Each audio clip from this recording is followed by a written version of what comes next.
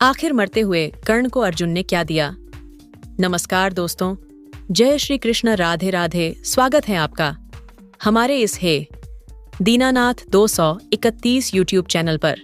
दोस्तों, जैसा कि आप लोग जानते ही होंगे कि सूर्यपुत्र कर्ण एक ऐसा योद्धा था महाभारत में जिसे खुद देवपुत्र होने के बावजूद भी सामाजिक दुर्व्यवहार का सामना कई बार करना पड़ा और उसको समाज में हमेशा अस्वीकार किया गया और अपमान किया गया। अब कर्ण एक महान योद्धा होने के साथ साथ एक महान दानी राजा था, परंतु कर्ण ने कुरुक्षेत्र में अपने भ्राताओं पांडवों को छोड़कर कौरवों का साथ दिया था। परंतु कौरवों का साथ देने के बावजूद भगवान श्री कृष्ण ने कर्ण से खुश होकर उसे उसके अंतिम समय में वरदान दिया। लेकिन आखिर अर्जुन ने उसे क्या दिया? तो आइए जानते हैं।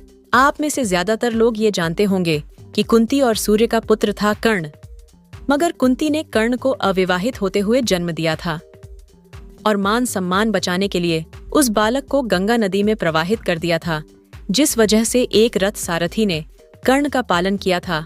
यही एक कारण था और वजह बनी जिस वजह से कर्ण को सूतपुत्र कहा जाता था।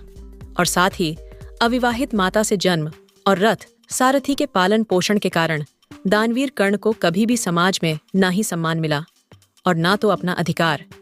यहाँ तक कि कर्ण के सुतपुत्र होने के कारण द्रौपदी, जिसको कर्ण अपनी जीवन संगनी बनाना चाहता था, उस द्रौपदी तक ने कर्ण से विवाह करने से इनकार कर दिया था।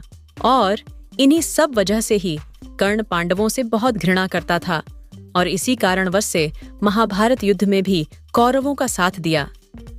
अब एक महान दानवीर राजा होने की वजह से भगवान श्री कृष्ण ने खुद जाकर कर्ण के अंतिम समय में उसकी परीक्षा लेने की सोची और कर्ण के करीब जाकर उससे दान में कुछ मांगने का सोचा।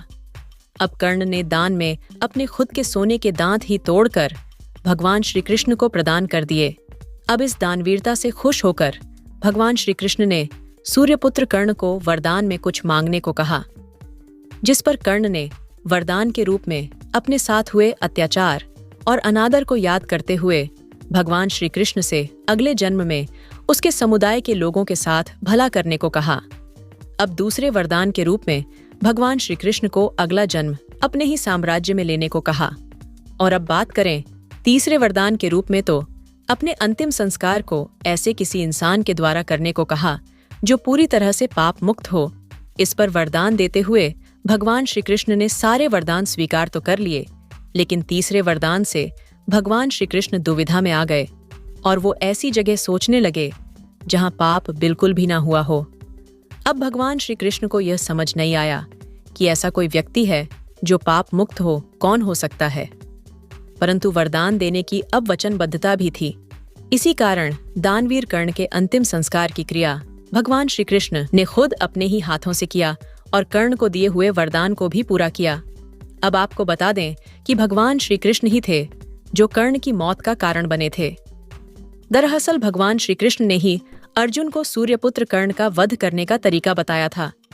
लेकिन जब अर्जुन को कर्ण के वध के बाद उसकी सच्चाई का पता चला कि कर्ण ही उसका ज्येष्ठ भ्राता है, तो वह दुख से मूर्छित हो गया। होश आने पर वह दौड़ता हुआ कर्ण के शव के पास आया और फूट फूट कर विलाप करने लगा। इसके बाद उसने कर्ण से अनजाने में हुए उसके द्वारा किए गए पाप के लिए माफी मांगी और उसे बड़ा पश्चाताप हुआ कि उससे अनजाने में कितनी बड़ी भूल हो गई और उसने धोखे से कर्ण जैसे महान योद्धा का वध कर दिया। तो दोस्तों, वीडियो आपको कैसी लगी कृपया कमेंट बॉक्स में हमें जरूर बताएं। और दोस्तों, ऐसे ही और भी वीडियो को देखने के लिए कृपया चैनल को भी सब्सक्राइब जरूर करें और कमेंट बॉक्स में सच्ची श्रद्धा से जरूर लिखें। जय श्री कृष्णा, राधे राधे। वीडियो को अंत तक देखने के लिए आपका धन्यवाद।